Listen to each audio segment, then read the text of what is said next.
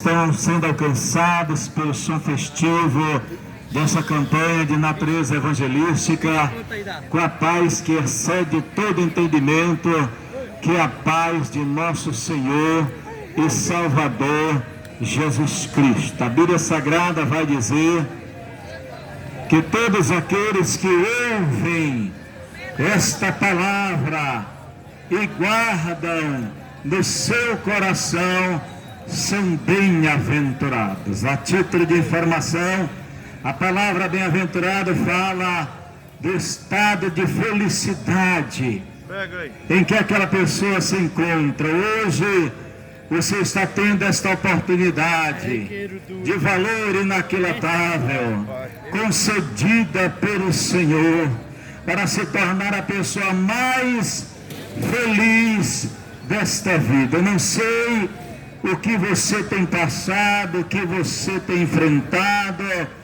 Eu sei que os dias são maus, eu sei que o mundo, à luz das Escrituras, jaz no maligno.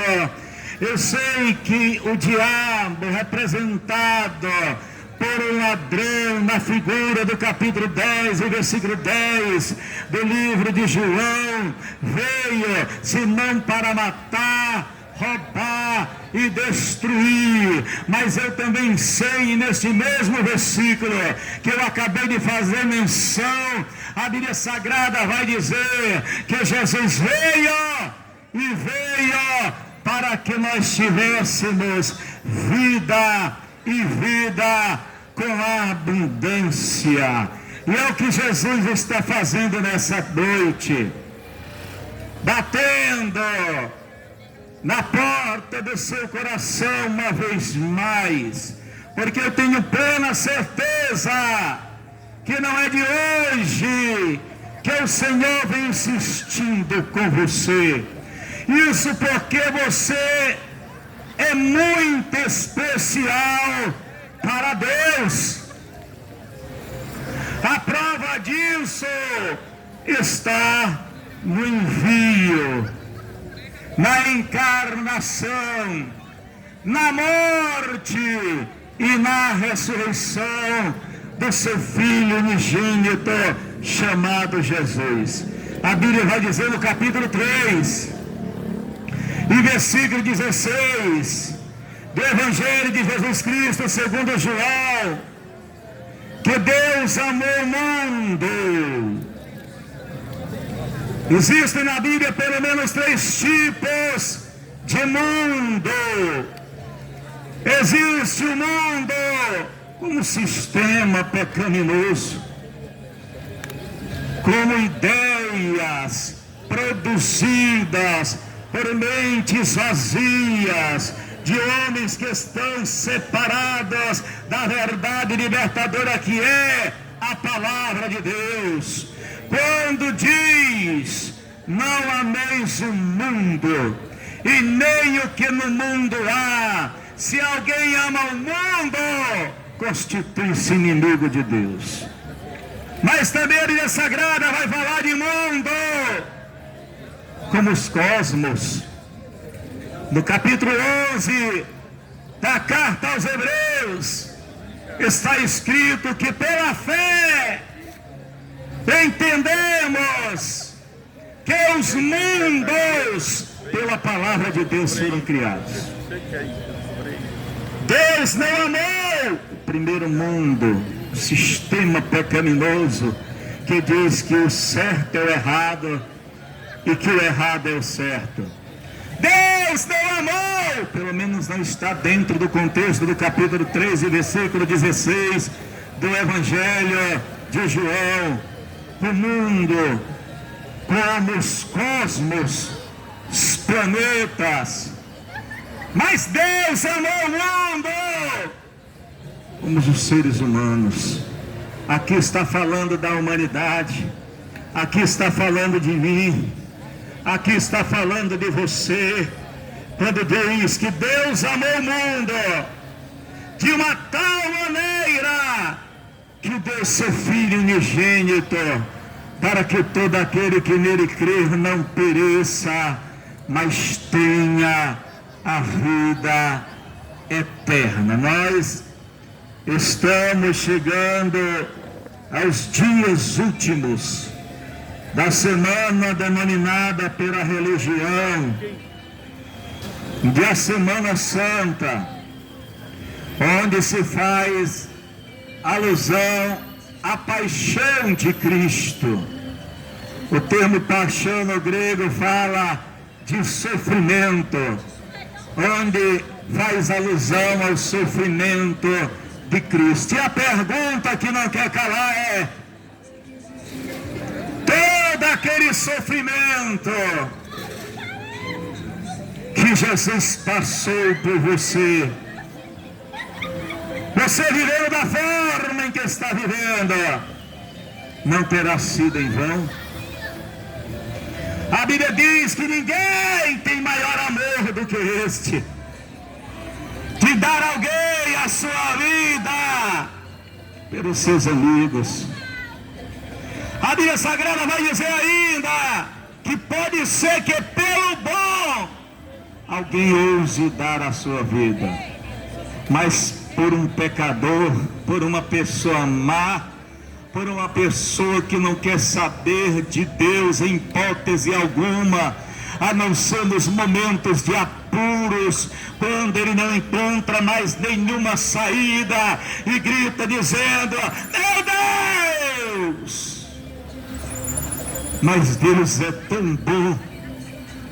E o salmista, por inspiração divina, vai registrar isso em seus salmos, dizendo que Deus não nos trata segundo as nossas transgressões. Isso porque a Bíblia Sagrada vai dizer no capítulo 53 de Isaías que Jesus levou sobre si todas as nossas iniquidades, de maneira que quando Deus olha para nós vivendo em uma condição de desobediência, Ele, antes de nos enxergar, Ele enxerga na frente o sacrifício de um justo. A Bíblia Sagrada diz que o justo morreu pelos injustos para nos levar a Deus, perdoados, santificados na verdade e vivificados pelo seu Espírito. É por isso que a longanimidade de Deus ainda continua em atividade. E se você não sabe o que é longanimidade, eu posso lhe ajudar. Fala da extrema paciência de Deus para com a humanidade. E a Bíblia Sagrada diz que essa longanimidade, essa tolerância de Deus também tem um limite. Ele ama, Ele amou, mas Ele também é justiça. E mais uma vez eu repito, Ele está batendo a sua porta, conforme está escrito em Apocalipse, quando se diz: eis que estou à porta e bato. Se alguém ouvir a minha voz e abrir a sua porta, eu entrarei em sua casa, cearei com ele e ele comigo, diz o Senhor nesta noite para você. Mais uma vez, Deus está te dando a oportunidade de você mudar de vida. O que você precisa tão somente é dar ouvidos ao convite dele, ao convite que ele diz: vinde a mim, todos os que estão cansados e sobrecarregados, e eu vos aliviarei. E pasmem, é de graça. Você não precisa pagar absolutamente nada. Se você quiser ter um carro, você precisa de dinheiro para comprar esse carro.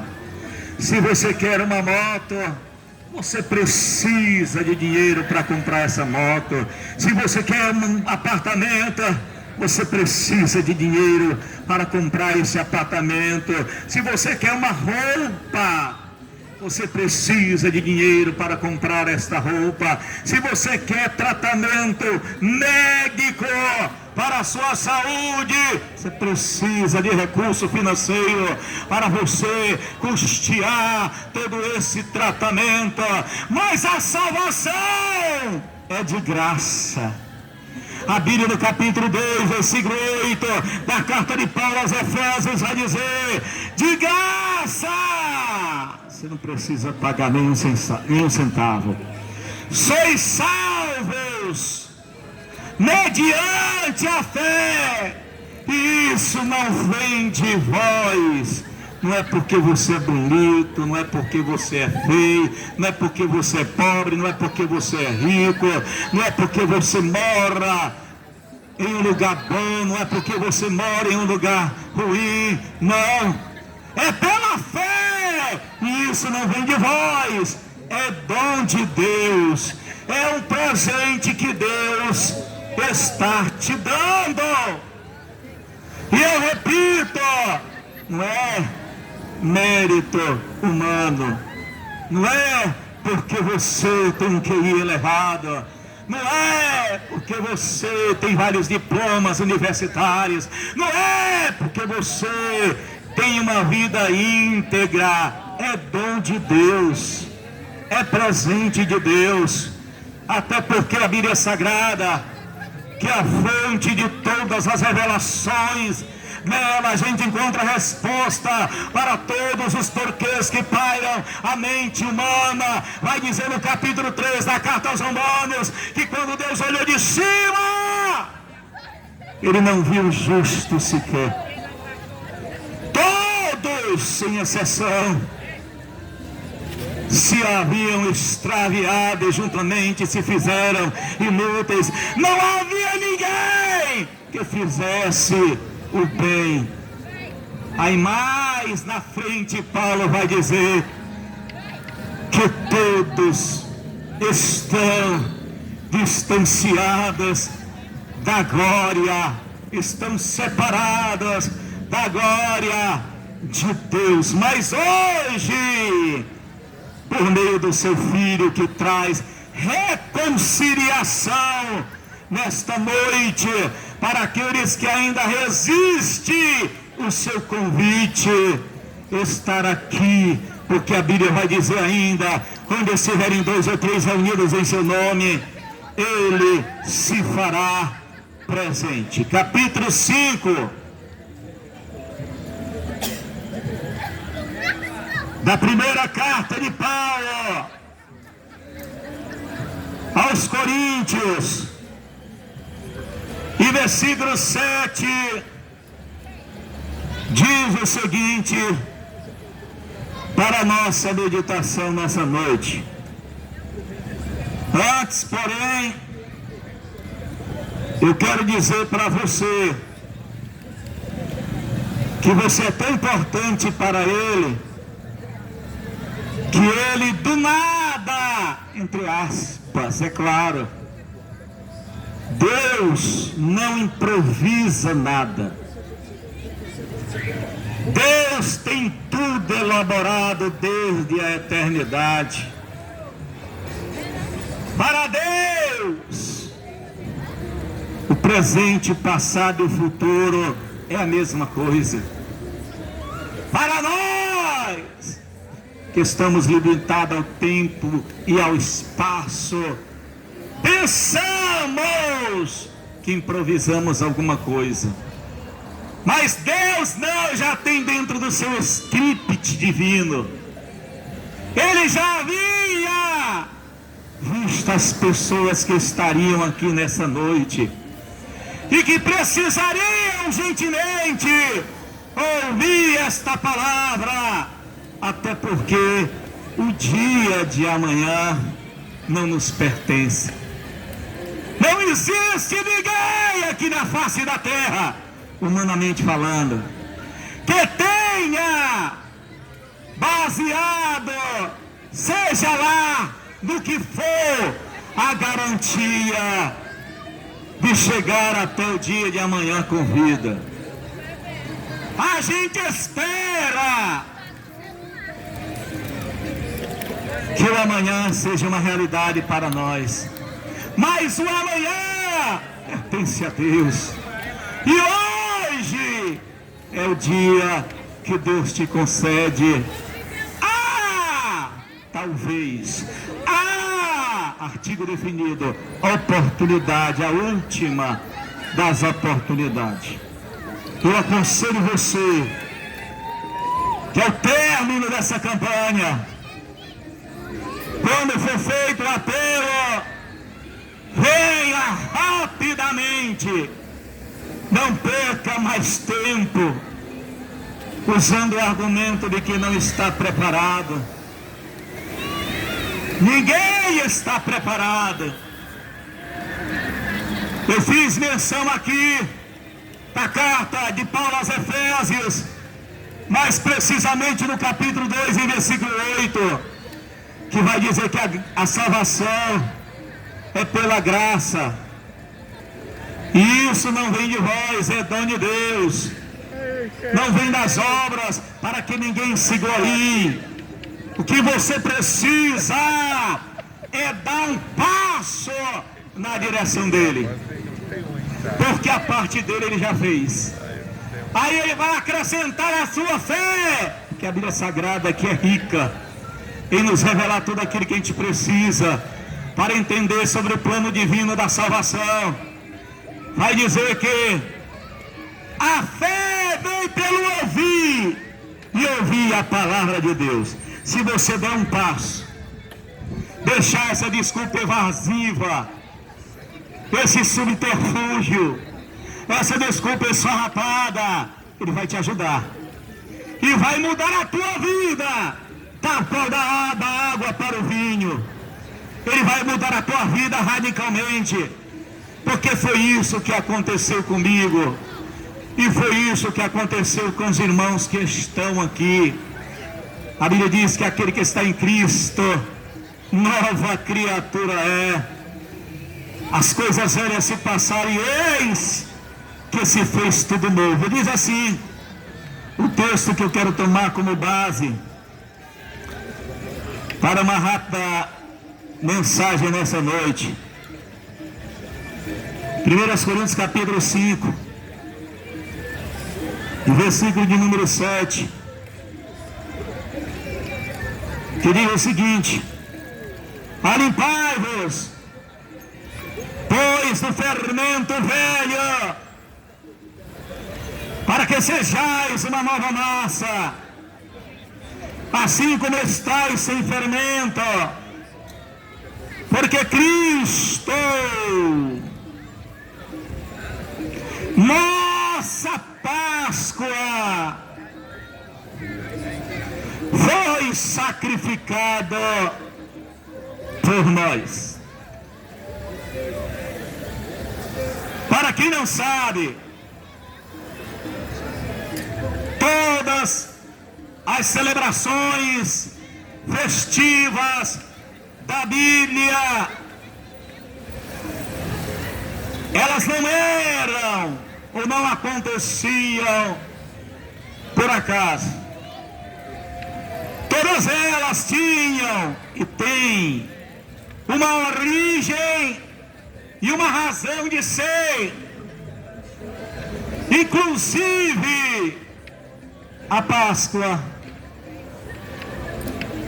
E biblicamente falando, a Páscoa teve origem lá no Egito. Foi a primeira vez que a Páscoa foi celebrada. A nação de Israel estava debaixo do jugo egípcio, sofrendo mais de 400 anos debaixo daquela servidão, daquela opressão, para ser preciso, conforme o capítulo 17 de Atos dos Apóstolos, capítulo 7, aliás, de Atos dos Apóstolos, estava ali há 430 anos sofrendo e pedindo um libertador, pedindo socorro ao Deus que criou o céu, a terra, o mar e tudo quanto neles há, pedindo que alguém se levantasse como libertador. E Deus, pela sua infinita bondade e misericórdia, levanta o homem, cujo nome significa tirado das águas, que se chamava Moisés, fazendo alusão ao que aconteceu no princípio da sua história humana, para ir até Faraó e dizer a Faraó que o grande eu sou, o Deus Todo-Poderoso, disse que libertasse o seu povo, porque ele queria que o seu povo o adorasse no deserto. Mas Faraó fez resistência, tomado de arrogância, pensando, porque era assim que pensavam todos os faraós da época, que eram deuses encarnados, que também eram Deus, quando na verdade não passava de um ser humano cuja vida já estava registrada nos anais da história divina, que um dia nasceria e outro dia morreria, diferentemente do verdadeiro Deus, que não tem princípio de dias e nem fim de existência, que é o Deus Todo-Poderoso, de quem estamos falando aqui nessa noite. Disse não para Faraó, disse não para Moisés, e como consequência de 9 nãos que Faraó deu para Deus por intermédio de Moisés, 9 pragas bombardearam a terra do Egito, devastaram aquele lugar, até que na última praga, que era a praga da morte dos primogênitos, a 10ª praga, Deus diz assim para o povo de Israel, através da pessoa de Moisés, que representava o Cristo, aquele que traria libertação, aquele que levaria a uma terra que manaria leite e mel, a uma terra de delícias perpétuas. E é isso que o nosso Moisés, e é isso que o nosso Cristo, e é isso que Jesus quer fazer pela humanidade nos dias atuais, revelar o caminho via a Canaã celestial, a um lugar de delícias perpétuas. Deus chama, por intermédio de Moisés, a nação de Israel e diz: olha,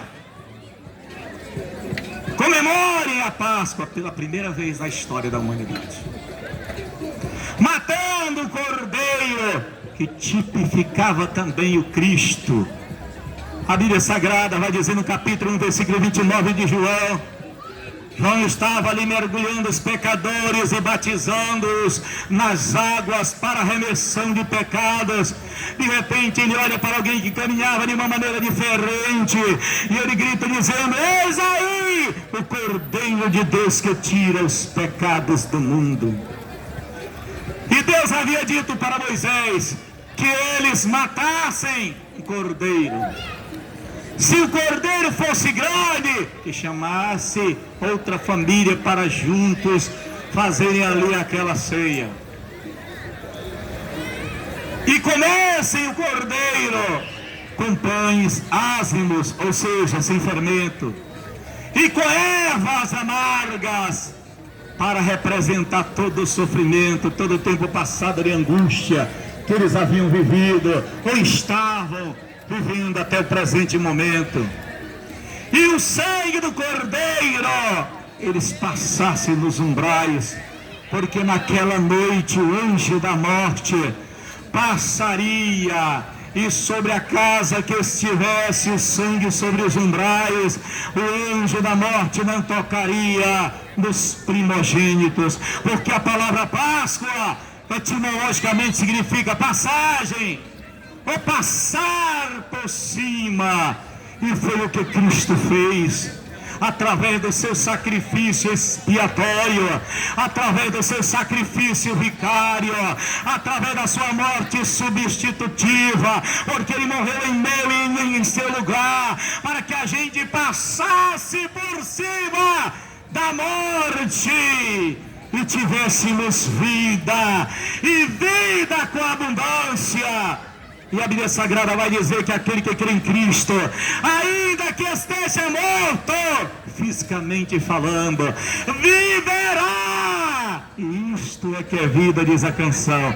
Vida com Jesus. Isto é que é vida carregando a cruz. E naquela noite, o anjo, conforme Deus havia falado, porque Deus não é homem para que minta, e nem o filho do homem para que se arrependa. Quando ele fala, ele cumpre. Passou pela terra do Egito, e todos os primogênitos morreram, com exceção daqueles cuja casa estava com os umbrais banhado pelo sangue do Cordeiro que havia sido morto e que representava a pessoa de Jesus. E hoje, como é que se deve comemorar a Páscoa? Não com ovo de chocolate, porque as ervas da época eram amargas. Não com pão de coco, porque o pão da época era sem fermento.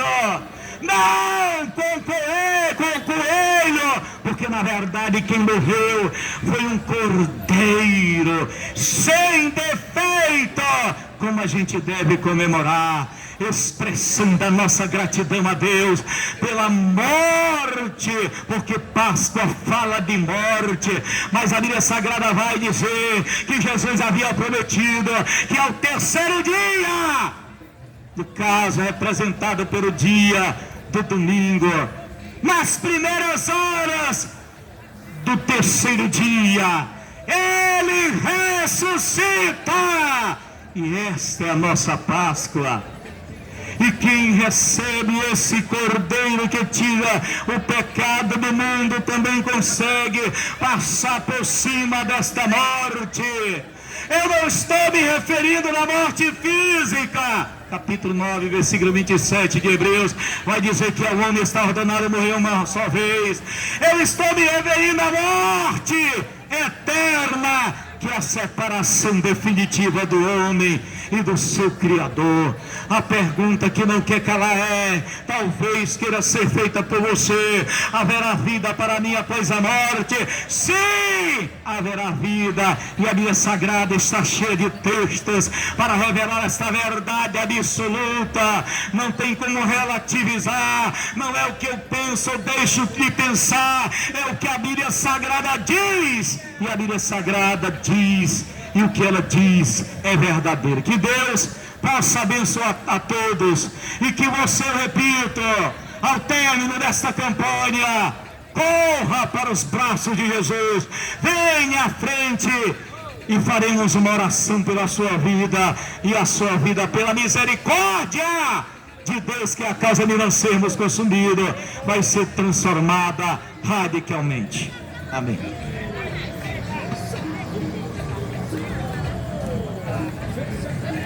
Saúde os irmãos com a paz do Senhor. Amém.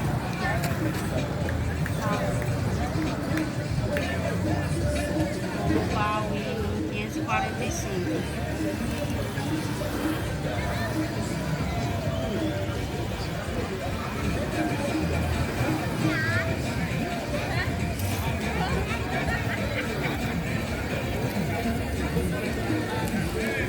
Deus enviou seu Filho amado para perdoar,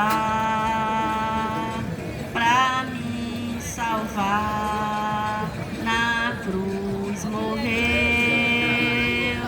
por meus pecados, mas ressurgiu e vivo com o Pai está, porque Ele vive. Posso crer no amanhã, porque Ele vive. Temor não há, mas eu pensei, eu sei que a minha vida está nas mãos de meu Jesus, que vive está. E quando enfim chegar a hora em que a morte enfrentarei, sem medo então terei vitória, irei a glória ao meu Jesus, que vive está, porque Ele vive.